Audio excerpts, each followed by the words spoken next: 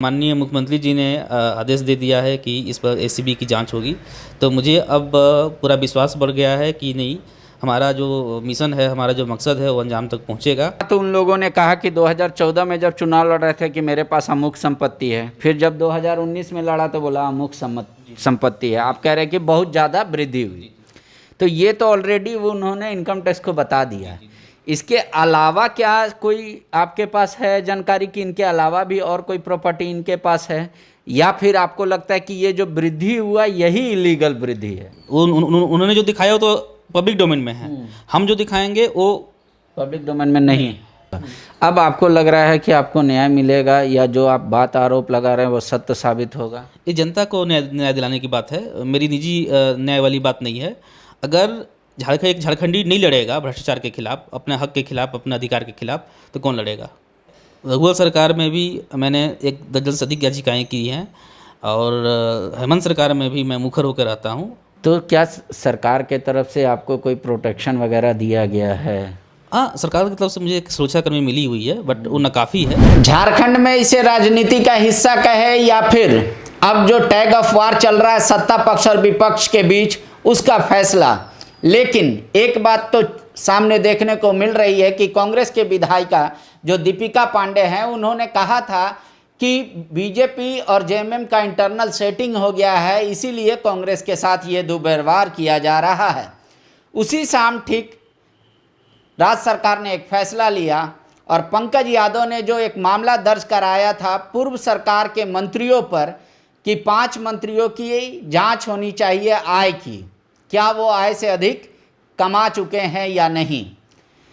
वो पंकज यादव हमारे साथ इस वक्त मौजूद हैं। आपने जो पीआईएल किया था, रणधीर सिंह, अमर बावरी, नीलकंठ सिंह मुंडा, लुइस मरांडी और किस पर, नीरा यादव, वो क्या आधार था और क्या आपका डिमांड है? देखिए, अपने हलफनामे में ही उन्होंने स्पष्ट कर दिया है कि उनकी संपत्ति 5 सालों में 200% से लेकर 1200% तक वृद्धि हुई है।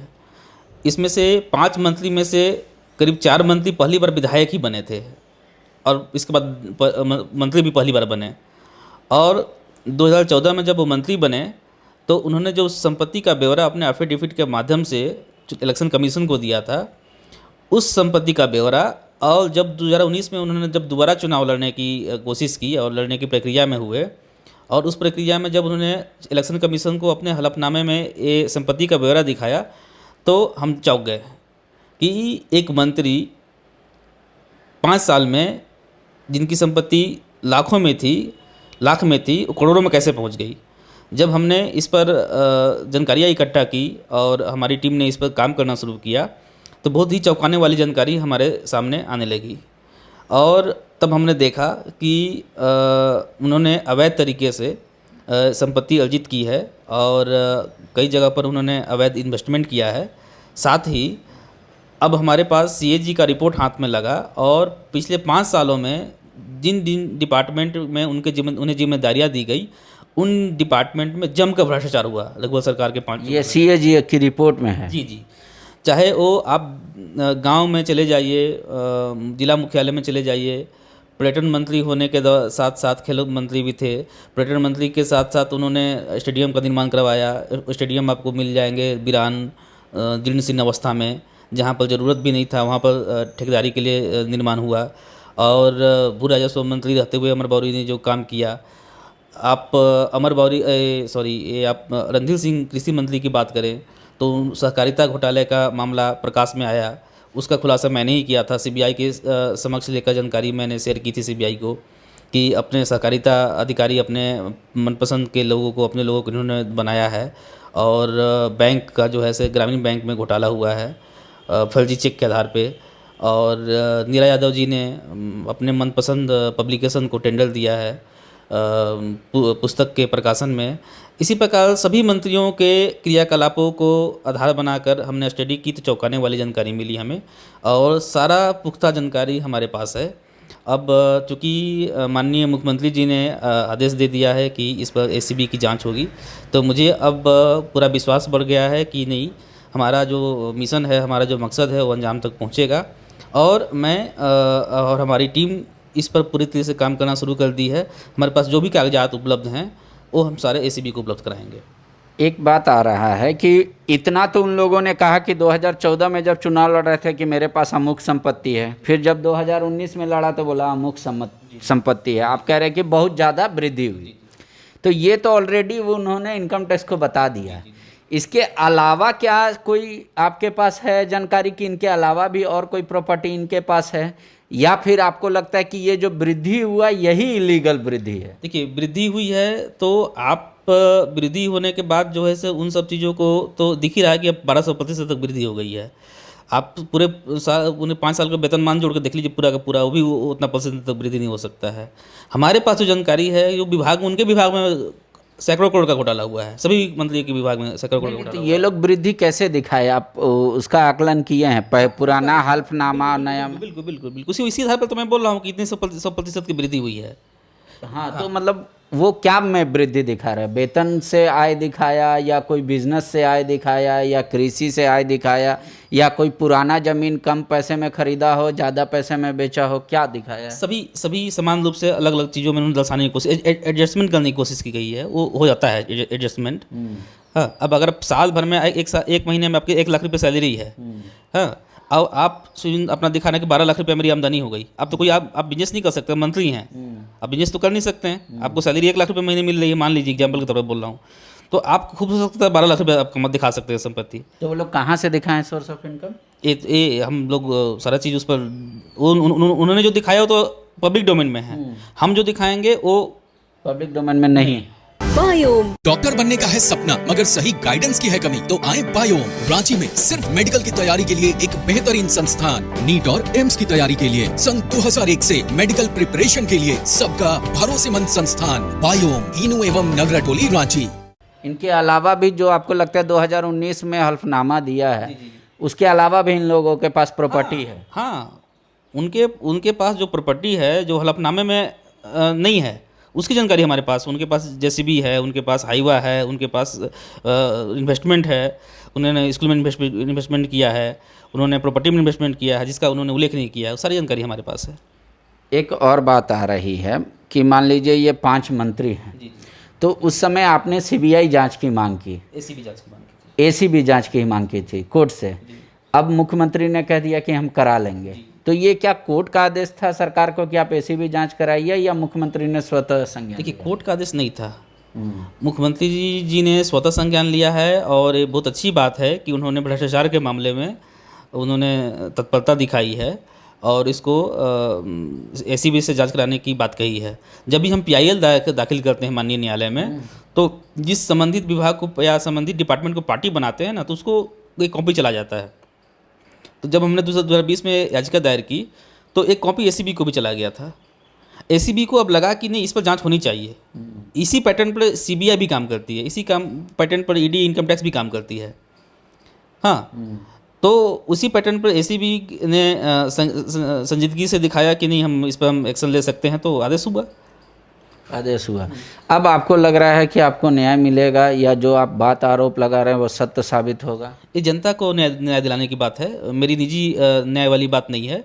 अगर आप देखिए कि जिनको सारी सुख सुविधाएं मिल रही है, आपको सरकारी वाहन मिल रहा है, उसका पेट्रोल मिल रहा है, बिजली पानी सब फ्री मिल रहा है, आवास फ्री मिल रहा है, ठीक ना, तो जाहिर सी बात है पैसा ये सब बच जाएगा वेतन का। तो पूरा वेतन बचा भी लेंगे तब बस आपके पास उतना पैसा नहीं होना चाहिए जितना इनका है, समझे ना। 70 लाख जिनका आमदनी था, मैंने पूरा प्रॉपर्टी का था, उनका 8 करोड़ नहीं हो सकता है, समझ बात को ना। वो कहीं ना कहीं ब्लैक मनी ही है, वो अवैध कमाई ही है। और जो उनके विभाग में जो भ्रष्टाचार हुए हैं, संबंधित मंत्री के विभाग में जो भ्रष्टाचार हुए हैं, वो मैं नहीं बोल रहा हूँ, सीएजी का रिपोर्ट बोल रहा है। अच्छा। कि स्पोर्ट में घोटाला हुआ, ट्रैक्टर खरीदने में घोटाला हुआ, सहकारिता में घोटाला हुआ, किताब पब्लिकेशन में घोटाला हुआ, स्कूल के निर्माण में घोटाला हुआ, नियुक्ति मामले में घोटाला हुआ, जिन जिन मंत्रियों से संबंधित विभाग है उन सभी विभागों में घोटाला हुआ है। तो आप उस समय टोटल 11 थे मुख्यमंत्री को इंक्लूड करके, तो 10 में आपने 5 को चुना, तो 5 के बारे में भी बाकी में स्टडी किया होगा? नहीं, देखिए बात ऐसा है ना बॉस कि हमने जो हलफनामे में जो चीज़ें निकल कर सामने आई 19 में, तभी हमारी टीम को लगा कि नहीं, ये परिधि ऐसे नहीं हो सकती है। इसके बाद सीएजी का रिपोर्ट हमारे पास आया। इसके बाद उस विधानसभा क्षेत्र के जो जागरूक जनता था, जागरूक लोग थे, उन्होंने जानकारी दी कि नहीं, मंत्री जी के यहाँ ए पहले ए था, अब ए होता है। तो वो उनका गाड़ी का नंबर आ गया हमारे पास, जेसीबी का नंबर आ गया, हाईवा चलता था तो उसका नंबर आ गया। तो आप जो ये मतलब पीआईएल की है, आपको विसिल ब्लोअर के तौर पे लोग झारखंड में अब जानते हैं कि आप भ्रष्टाचार के खिलाफ लड़ाई आवाज़ उठाते हैं, लेकिन आपके परिवार के खिलाफ भी केस हुआ है। हाँ, जब मेरी एक जनहित याचिका में राष्ट्रीय खेल घोटाला मामले में जो सीबीआई को गया, तो उस वक्त जो है से इस मामले में एक आरोपी पूर्व मंत्री बंधु तिर्की ने प्रेस कॉन्फ्रेंस करके ये बात कही कि मुझे फंसाया जा रहा है और जो लोग भी मुझे इस प्रकार की कोशिश कर रहे हैं उनको SC/SC कोर्ट में करेंगे, घसीटेंगे। इसके कुछ दिन के बाद ही मेरे रिश्तेदारों पे, मेरे मामा और मेरे भाई लोगों पर, एक पूरे परिवार के सभी लोगों पर, गढ़वा के सिक्सी का गाँव है गढ़वा ज़िले में, जो है से उन लोग पर ST/SC केस दर्ज कर दिया गया। पिछले 1 महीना से वो लोग भाग रहे हैं इधर उधर, क्योंकि पुलिस, स्थानीय पुलिस उनको तंग कर रही है, गढ़वा पुलिस जो है तंग कर रही है। वो लोग बेल लेने की कोशिश, बेल लेने के लिए गए, बेल रिजेक्ट हो गया। हाईकोर्ट में उन्होंने, माननीय न्यायालय में अभी वो लगे हुए हैं कि माननीय न्यायालय, हाईकोर्ट से उनको बेल मिल जाए। मुझे विश्वास है कि माननीय न्यायालय हमारी मजबूरी को समझेगी और उन्हें न्याय मिलेगा। लेकिन चूँकि मैं भ्रष्टाचार के खिलाफ लड़ रहा हूँ, तो कहीं ना कहीं परिवार का सहयोग है, परिवार का समर्थन है। परिवार माइंड मेकअप करके बैठा हुआ है कि पंकज यादव के साथ इस प्रकार की परेशानियाँ आएगी और इस प्रकार की परेशानियों को परिवार को भी झेलना पड़ेगा। लेकिन ये चीज़ें नहीं होनी चाहिए, क्योंकि अगर एक झारखंडी नहीं लड़ेगा भ्रष्टाचार के खिलाफ, अपने हक के खिलाफ, अपने अधिकार के खिलाफ, तो कौन लड़ेगा? आज आप इसके अलावा कौन कौन सा पीआईएल आपने दाखिल किया है या किया था? जी, मैं सिर्फ पीआईएल ही नहीं, मैं बहुत भ्रष्टाचार की शिकायतें मैं एसीबी में भी करवाता हूँ। अभी एसीबी में मैं मोमेंटम झारखंड का मामला चल रहा है, जिसमें मुख्यमंत्री आरोपी भी हैं, पूर्व मुख्यमंत्री। जो टोपी टी शर्ट का मामला हाईकोर्ट के निगरानी में ही एसीबी काम कर रही है। इसके अलावा हमने सुप्रीम कोर्ट में भी याचिका दायर करके, पिछले कोरोना काल में जब श्रम कानून में परिवर्तन हुआ था, तो हमने सुप्रीम कोर्ट में याचिका दायर की थी और मेरी याचिका के दायर होने के बाद ही 3-4 राज्यों ने इस कानून को वापस लिया था, क्योंकि वहाँ पर श्रमिकों को शोषण की बात हो रही थी। तो जनहित के मुद्दे पर मैं हमेशा से लगा रहता हूँ कि उनके अधिकार का हनन न हो, उन्हें वंचित न रखा जाए, और जो मुझसे बन पड़ता है वो मैं करता हूँ और मैं आगे भी करता रहूँगा, चाहे वो ST/SC केस हो, चाहे मुझे गोली मार दिया जाए।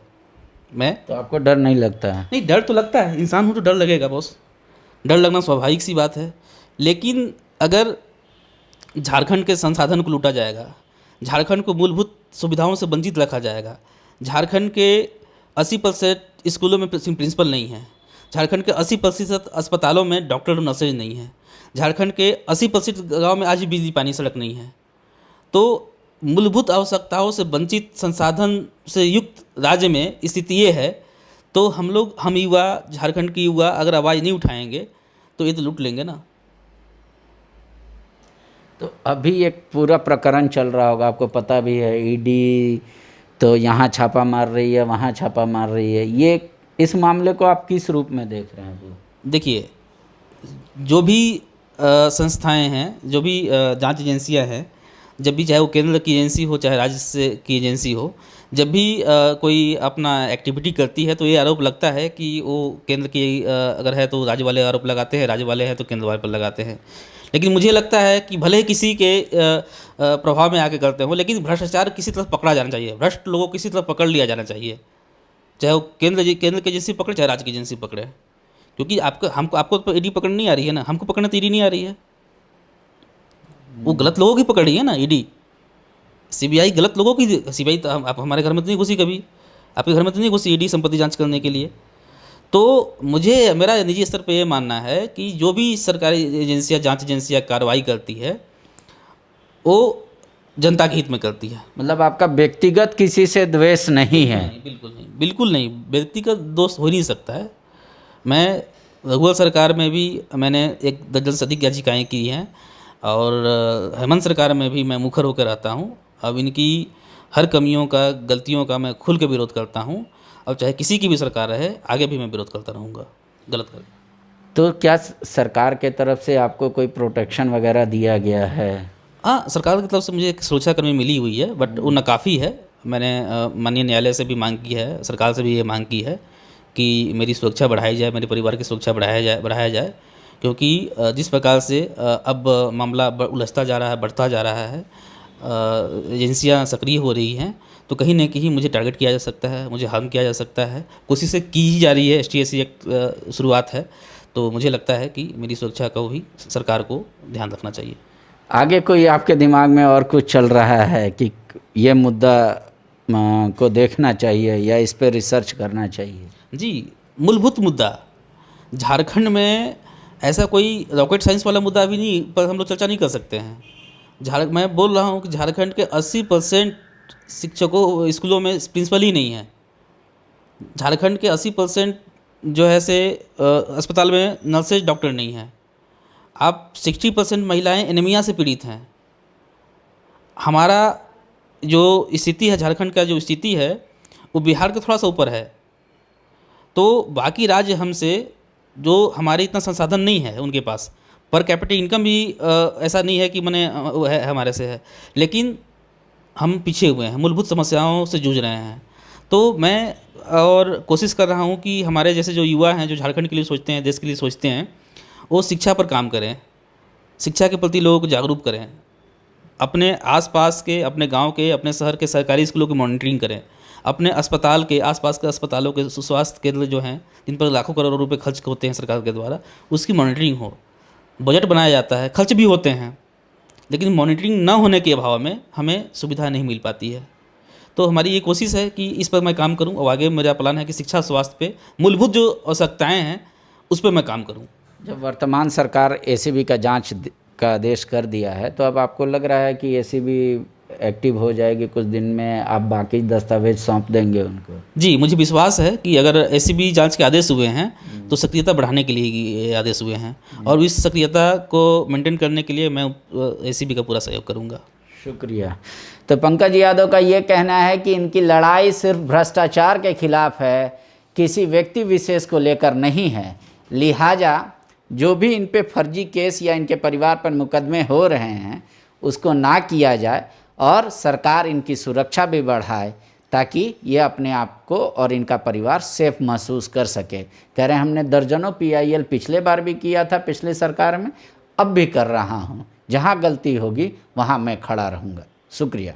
बायोम। डॉक्टर बनने का है सपना मगर सही गाइडेंस की है कमी, तो आए बायोम। रांची में सिर्फ मेडिकल की तैयारी के लिए एक बेहतरीन संस्थान, नीट और एम्स की तैयारी के लिए सन 2001 से मेडिकल प्रिपरेशन के लिए सबका भरोसेमंद संस्थान बायोम, इनू एवं नगरटोली, रांची।